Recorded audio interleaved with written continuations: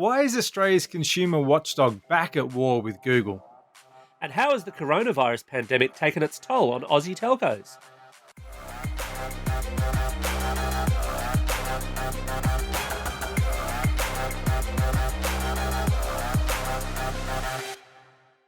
Vertical Hold is proudly brought to you by Aussie Broadband, changing the game with their award-winning network and Australian-based support. Hi there.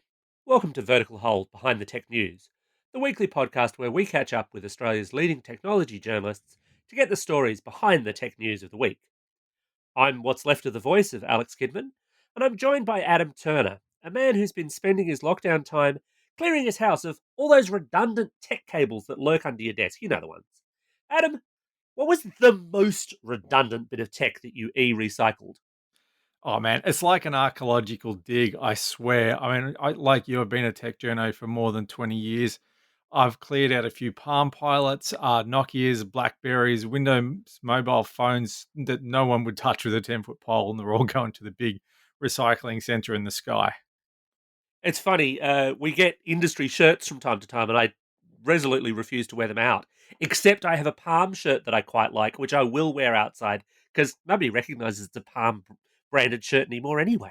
True. I mean, the one thing I'm not throwing away, they'll pry my Handspring Trio 180 out of my cold, dead hands. I mean, it's a classic. It's a Palm before Palm was Palm, and it was one of those first Star Trek flip style devices, so you could do your best Kirk when you were using it. We're also joined once again in the virtual Vertical Hold studios by ZDNet Australia editor Chris Duckett. Chris, welcome back to the show. What's the craziest bit of old tech that's still lying around your office? Probably the desktop I'm recording this on. That's encouraging. Yeah, great. Look, let me put. Look, it's a Frankenstein, and I will just say that there is a machine here that I still boot off an IDE hard drive for reasons. I'm sure they're very, very good reasons. Is this like the axe that's been in the family for generations because it's built off the back of a case that you owned, back in the mid-90s? It's pretty much is a case that has been around for 20 years, yes. Guilty, Your Honour. Nothing wrong with durability in tech. This week, we're going to look into the ACCC's moves against Google as it faces increasing scrutiny worldwide, as well as how Aussie telcos have actually handled the COVID crisis, including the way they're pitching new NBN Co moves to improve bandwidth. But first, it's time once again to utter those immortal words, Sim Smash, as the ACCC has Google in its sights. Adam, what's the story here? Yes, Rod Sims has turned into the big green rage monster again, and he's decided to Sim Smash Google. It basically comes down to Google not being completely upfront as to how people's personal data is collected and used to improve its advertising service. I mean, this should really come as a surprise to no one. I think we've all come to terms with the fact that using Google means selling a bit, maybe a lot of your soul to them. The ACCC says Google failed to get explicit informed consent when it made changes back in 2016 to the ways it halves personal information and combines our user activity with activity on non-Google sites and stuff from our accounts to get this really big sort of scary picture about us. So basically, it's been expanding its ability to build up a picture of you based on everything that you do so it can target better ads at you. Now, the ACCC says this is not on. They're looking for $1 million worth of fines and sorry, we'll do better from Google. But Google says, no, we didn't do nothing wrong, and it'll take the fight. Chris, the ACCC keeps bashing heads with Google. Is this one worth the fuss? Yes, I'm glad they're doing this one.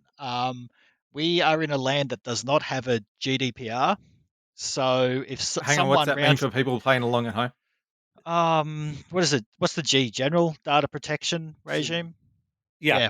Look, it's the European law that means when you go on the internet, the first thing you'll see is a bunch of pop-ups asking to store cookies when you go to a site. But the real power of it is that you're able to go to companies and say, I want to see all the data you have on me. I want you to delete it. And there's a whole bunch of really nice flow-on effects like that. We don't have any of that. We get the benefits of it, but we don't get it because we've put those laws in. So we need somebody to stand up for the wider community when it comes to the way the tech giants handle our data. And I'm glad the ACCC is putting it up there because this was under the guise of just a sort of Google, hey, we're changing the way we handle your data. Click I agree. Of course you click I agree. Like they actually could have said what they were doing, which is we're combining our data store with the data stores of DoubleClick that we purchased to do this explicit thing, 2-3 years ago. People still would have clicked I agree. And Google might have saved themselves a bunch of hot water, but in this instance, yes, the ACCC is fighting the good fight. And at the same time, it still has that other action where it's saying that Google's doing sneaky stuff in Android and stuff. So yeah, it's really just opened another front in that war. Wasn't the DoubleClick stuff exactly what Google said it wouldn't do when it bought DoubleClick? Yeah, I would like That's to a know. technicality. Well, I would like to go through the ACCC's mail server because like we're all old enough to remember when that deal went down and we knew exactly what was going to happen. And I find it hard to think that with all the regulatory hoops that they needed to jump through and have people sign off on, that nobody said, let's get some sort of agreement in place that they can't combine the data stores. Now, I mean, that's asking for a little bit of tech know-how and, some regulators, but come on, surely you would have to have thought this was brought up before. But if not, well, there we go. Bad tech policy in Australia part, make up your own number. I guess in 2007, had Google dropped the whole "don't be evil" thing? Maybe they just looked at that and went, "Oh yeah, good enough. They've said they won't be evil." Yeah, I think it's a they sliding scale of evil. Keep sliding. Yeah, no, they got a good motto, and we'll let it pass. I wouldn't be surprised, but yeah, God, if they were doing that deal today, you'd be pretty sure that term would be right up top in really big letters. So people might be surprised at how much Google actually has on them. If you go and look at things like myactivity.google.com or adsettings.google.com, you can see everything it tracks about you, what it thinks that you're interested in, and it might explain why a few things keep popping up. Does the fact that they let you go and look at this stuff and tweak it mean that it's all okay? It provides a nice window. At least you know what the system thinks about you. Yeah. So, for instance, I'm always pleased because a certain really big social network has my sexuality completely wrong and still thinks that I live in North Vancouver, which I never lived in.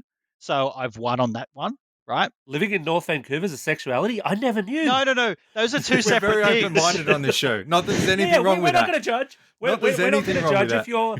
if you're Canadian attracted. That's That way fine by us. inclined. Yeah. Oh, Canada is wonderful. Everyone should go to good America. Yeah. Yeah, I mean, look, I saw a thing the other day where apparently the latest attraction at Niagara Falls is Canadians actually just watching boatloads full of Americans going under the falls, which sums up everything about 2020 for me. But yeah, no. So I think looking at that sort of data, at least having an idea of what it thinks about you is a good thing. And to be honest, I turned on Google location tracking recently because if I get called up by a contact tracer because I've got the Roni, then I can tell them exactly where I've been for the last 2 weeks. And it's no surprise. Anyone that follows me on Twitter is not going to find it surprising that I I live in a very close suburb to the CBD of Sydney, and I like to drink coffee. And pretty much that's all I've done since March. So yeah, they could get that from open source information. I'm not too worried. I'm not too worried. But if I need to know that if I went, to a certain pub, on the 20 something of a certain month, like the health alerts come out, well, I can dial that out pretty quickly, and I don't need to install a broken, not working government app. Although I guess that kind of speaks to the flip side of this at a consumer level, where I think there's almost an apathy, almost a kind of, oh yeah, of course they do this, of course they know all this stuff. Do you think consumers should get more fired up about this stuff? Yes, but I also think they should get fired up about metadata retention regimes and about the stripping of their rights in other government legislation. But we don't see that either. So, until we see something where unmarked people jump out of vans, apparently, not much is going to happen on this front. So, yeah, That sets the bar yeah. pretty high, to be honest. Well, it is also happening in 2020. Yeah, well, I mean, in Yeah, this you would country, in think this it would set the country, bar, yeah. but it doesn't. Yeah. It's only July. Like, there's plenty Yeah. of time. Don't give them ideas. Don't give them ideas. Yeah, On that- 2021's going to suck. On that tracking side, of course, for those who are not apathetic, for those who take a bit more active role, there are browsers that promise more privacy. There are plugins that promise to strip the cookies away and make it less apparent when you've been visiting the seedier corners of the web or whatever it is that you choose to do. I think privacy is important. What's your Hey, take I just on like those, Canada, Chris? all right? I happen to use Firefox with its privacy protections enabled, and it has a lovely plugin that comes with it now, where basically you can containerize your different profiles. So there's one for me personally, and one for work, and then one for other. I think that's pretty good. The problem with many third-party trackers like that is sometimes you hear that they've snuck something in because you know bad actor paid them X amount and all this sort of stuff. So I've got no problem with it. People are doing it because being on the internet is an awful place to be. Like there's just stuff flying at you all the time, and it wants to drain resources from you. I get it. Like I totally understand it. It's just yeah, like most things on the internet, it's buyer beware because there's probably a malicious actor in there somewhere doing nasty stuff. Like certain plugins that occasionally turn into Bitcoin miners because obviously. Hmm. I like the idea of being able to split your profiles because that's one of the problems that I have that a lot of journalists would have, especially someone like me who writes across a lot of topics. Google seems to think that I'm very interested in enterprise grade networking and cybersecurity. I'm not. It's what I write about. It puts food on the table, but it's not what I want to read about after hours. I'm sorry for those customers of mine who are listening. I promise you're special. You're the only one. But there is no way to keep those two things, the fact that I'm interested in retro gaming and the fact that I write about enterprise grade networking, separate. So I kind of like that idea. Yeah, I really like it because I happen to be in a workplace that uses Google services, and the amount of times that like your personal Gmail stuff and then your work stuff conflict, it's ever since I've used the containers in Firefox, no issue. Cool. They also have Firefox also bundles um, with it now, or it tries to promote you to install it anyway, so it's pretty easy to find. But basically, it's basically a Facebook sinkhole, which I like.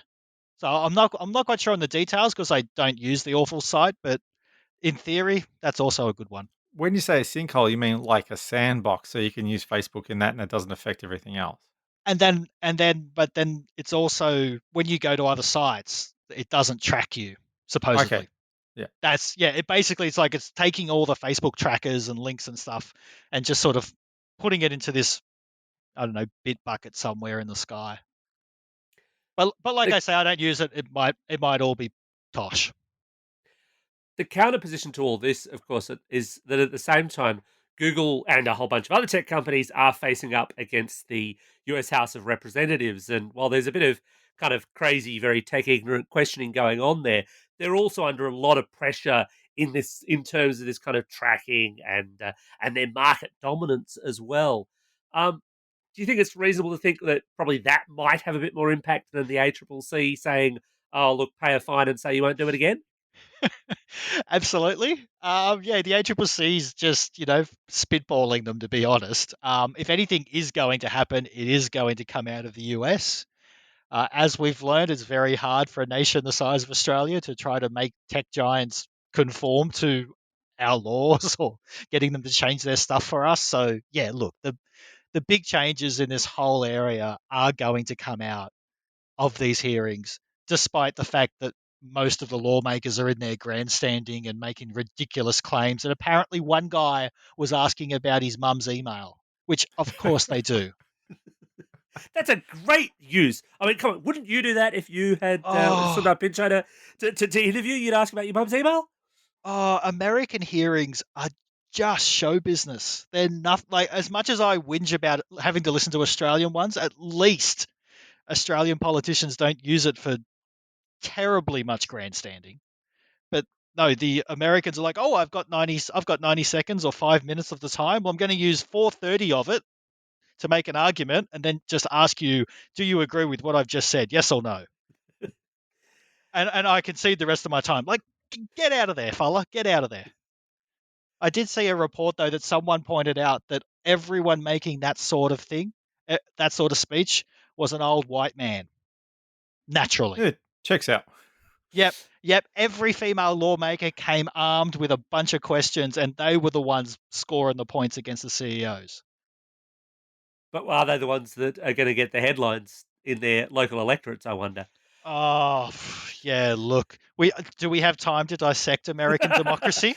No, probably not. That's a different podcast. Yeah. Although I suppose across both Australian and American jurisdictions, the reality here is this is not going to lead to changes that happen quickly, is it? No. I mean, anything that comes down, the tech giants are going to fight this tooth and nail as much as they can through the legal system. Yeah, look. Remember back in the day that Microsoft was going to be broken up? That went well, didn't it? It went superbly. Microsoft has been split. Oh no, wait, no. It kind of took forever and did nothing. And then sat on IE6. Thanks. So, Alex, the telecommunications industry ombudsman has been watching what's happened recently in Australia and how the telcos have responded to the challenges of COVID-19. How have they done? Well, it sort of depends on how you read it. In some ways, they've done very, very well because COVID-19's been a bit of a disaster for, let's face it, everyone. And they've had to deal with the complexities of mobile and the complexities of lots of people working from home. There have been things they've done that have been positive, and then there's been a whole bunch of stuff that, really didn't go so well, especially if you happen to want to contact your telco provider. Chris, why were so many consumers having problems getting hold of their telco between March and June this year? So let's use the instance here of Telstra because they've been pretty upfront about what was going on. So basically, all their call center staff in the Philippines and India were also in lockdown, so they couldn't go to the office. And unlike, I guess, in Australia, they were lagging on being able to set up call centers at home and all that sort of stuff. I mean, interestingly, have you seen the I don't watch much TV, but you've got ING's basically promoting at the moment. I've seen on ads that their call center people have dogs and stuff at home.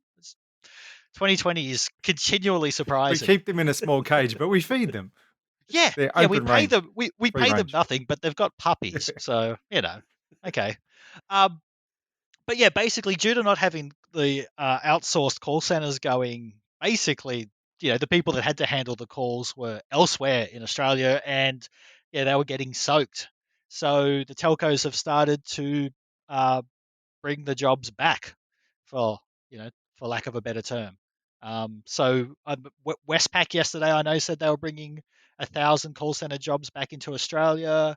Um, Vodafone still has that big call center in Hobart. I know they're boosting that one up. So, yeah, COVID's weird in the sense of it's undone some of the outsourcing we've seen over previous decades. The other big feature that came up in the TIO report were line faults and connection problems, and especially for fixed line broadband. And I guess that's not too surprising when you've got a whole bunch of people working from home, is it? No, and the network had never seen that before. And that, it's probably one of those ones where you're like, I'll get to that. I'll deal with the bad landline, and then you go to work, and then suddenly, email comes down that don't come to work again from Monday because we're all working from home, and it's like, okay. So I imagine there was a little bit of a backlog there to get through. But yeah, I mean, in the wash, a few bad instances aside, but it seems like things have mostly stood up. I'd rather be doing it in 2020 than in 2008. Put it that way. Oh, for sure, for sure. And I suppose, I mean, you look at things like the NBN's figures in terms of data throughput on the network. We've definitely seen some peaks, but the network doesn't largely seem to have fallen over. No, but the best thing with those NBN peaks is that they all correlate to updates to Call of Duty. Like that is the takeaway. And the other one is the total upstream of the NBN is at its peak. It is just below a terabyte, which doesn't even rate on your DDoS scale anymore. Like someone like Cloudflare looks at a terabyte a second and just goes, "Yeah, I can handle that in my stride." Like try harder, noob. So it's it's been interesting, the way that these NBN numbers have sort of moved around. While the download one moves around, that upload number has been properly flat now for a good 8 weeks. Well, I guess, I mean, the upload thing's interesting because obviously more people working from home and increased use of Zoom et al. Has put more pressure on uploads than before. Although I'm wondering, yeah, if we've only got 1 terabyte, does that mean that our cyber terrorist attack forces are severely hampered? They're going to need to Yeah, move offshore? it does mean the next census, the ABS knows exactly what it's dealing with. If you can cater for a terabyte, you're not going to DDoS yourself. So that'll be They'll good. find a way. They will find a way. Never Oh, look, underestimate it. I have faith. Even though they're using AWS this time, I have faith that they will work out how to make the census suck somehow. Amidst all of this, and the TIO did point some of this out, there were a lot of waived fees, a lot of financial hardship maneuvering going on, although that hasn't actually stopped telcos from bickering with each other, has it, Chris? No, everything old is new again. Um, Apparently, there's a generation of people that must have forgot that Telstra was the expensive mobile operator in this country. Um, What? It's not my I Really? know. generation, I can tell you that. I know. No, it's not. Definitely not us. It, I mean, sure as the sun comes up, every time there's a new generation of mobile, Telstra will roll it out and then have some outrageous pricing that makes you just look at it and go, "Why do I need that?" Um, so Telstra unveiled a whole bunch of new plans recently. The takeaway was, yeah, they're throwing in 5G for most plans, but at the same time, most plans are getting bumped by $10 to $15. Hmm. And their smallest plan, I don't know, I can't remember the number off the top of my head, but it's something like in the order of 40 to 60 gig, which, when you think about it in terms of a gig a day, that's not small. It's almost like Telstra's walked away from actual small users, and just said, "Oh no, go jump on Belong," even though no one's heard of Belong, Hmm. right? And so Optus has done what Optus does, is said, "Oh, let's get some free publicity by saying Telstra's expensive." I'm like, okay, there's a truism since the '90s, since forever. And the sun will Um, come up tomorrow. the sun will come up tomorrow, yes, and I'm sure Vodafone's probably running around saying we want infrastructure sharing because they've wanted that since year dot as well. And then the sun will go down tomorrow, and we can do it all again. Um, so yeah, Optus is obviously doing what Optus does, which is go after Telstra for being expensive and offer cheaper plans. Well done. Welcome to capitalism. Chris, we know we've spoken on the show previously about the fact that NBN was changing the overheads that it puts on people's connections. So basically, the end result was that you were going to end up with faster real world speeds once they changed this. Now, Telstra came out and made a song and dance about it, didn't they? They did. Telstra said that they were giving their customers a speed boost, which is a hell of a thing for NBN basically turning a big giant dial on their end just to give everyone slightly faster internet speeds. I mean, this is all due to the fact, and I'm not going to cover it all again, but basically the ACCC isn't measuring NBN speeds the way they should. They're comparing apples and oranges, and their Oh, that's right. We result, talked to you about this last time, yeah, didn't we? Yeah. yeah, rather than actually fix the dang measurements or get the telcos to fix their ads or their plan speeds properly. No, no, no, no. Everyone gets some extra data. Okay, everyone wants data. That's cool. But the thing is, it's like this framing by Telstra is probably going to work. Because about a week ago, I saw on Ozbargain, the frugal champions over there. God bless them. They're like, Might not work for everyone, but if you reboot your router, you might get an extra 15%. And sure enough, there was a bunch of people in there going, whoa, free bandwidth, going nuts. So, look, for people that know how networking layers work, we're going to sit there, eyes are going to roll in the back of our heads. But, people are going to walk away thinking they've got a touch more bandwidth coming through. But where it's going to get really awful is the fact that it's not actually across the whole network. So a 50 megabit per second line, a fixed line, could get probably somewhere up to about 58 megabits per second now if you got perfect conditions. Cool. If you're on fiber to the node, you might not, right? At the same time, the fixed wireless is not getting the over provisioning at all. And that's a shared spectrum, and you're never going to get 50 megabits per second on there unless you're like the only person on the tower and there's a clear line of sight and there's nothing, the conditions are perfect. And then the other big, but this is not going to work for you, is on the gigabit speeds. So NBN said when they unrolled when they launched the gigabit plans that, oh yeah, look, we reckon you'll lose about I think it was about 10 or 15 megabits per second for the overheads. The same overheads that they're catering for now. So everyone's getting over provisioning if you've got a fixed line and you don't have a gigabit plan, and if NBN doesn't change its mind in future. Isn't that clear? Because this whole thing has been about making it clear for consumers. Clear as mud. But I did see the difference on mine. I'm with Aussie Broadband. I'm on HFC cable, and I've got a Google Wi-Fi base station, so I can look at the app on that, and it does an automatic speed test every day. And I Yep. noticed that around about July 10, until then I'm on a 140 plan. And until then, I was getting about 93.35. And then around July 10, it jumped up to about 105.35. So I can see, while I didn't necessarily feel the difference, I could see the difference when I look at the stats. Lucky. I haven't felt a dang thing. Yeah, I'm on a 250/25, and the only thing I've noticed is that my uploads are really awful. But that's been a bit of an ongoing issue. That's because I'm on a 50/20 and my upload's as big as yours.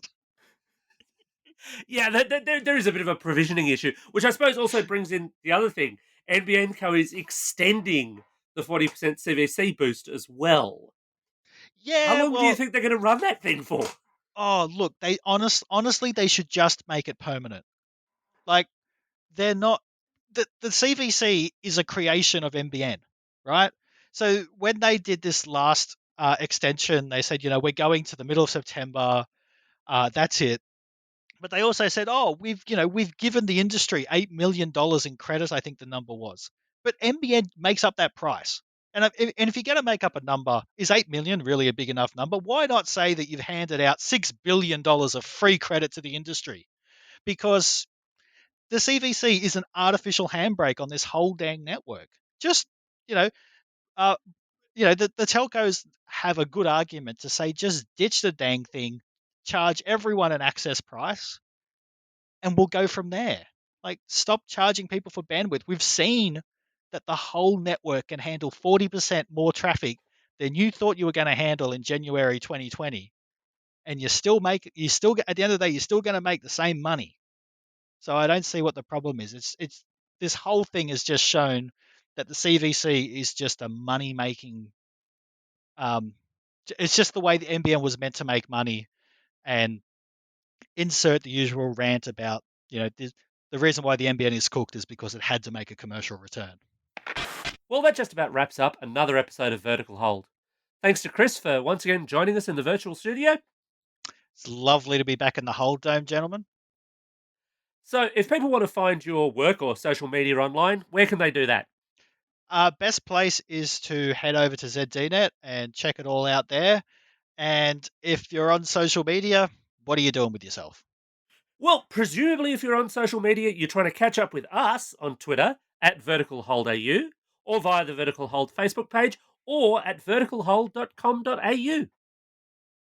Those are the only acceptable accounts on the internet. Absolutely. Totally 100% behind that. As always, thanks everyone for listening, and a big shout out to new users who've come along recently. Thrilled to have you on board. Don't forget to subscribe, leave us a review, tell your friends, and help us spread the good word.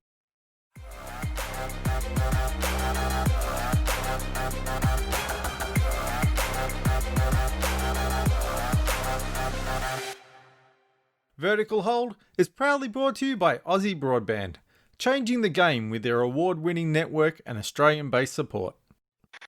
I've got a really bad head cold. I have been, I assure you, I have been swabbed and tested and so on. Right. I get terrible head colds, and it's great though when you go shopping because you just sneeze and the entire supermarket cleans You've got the aisle to yourself,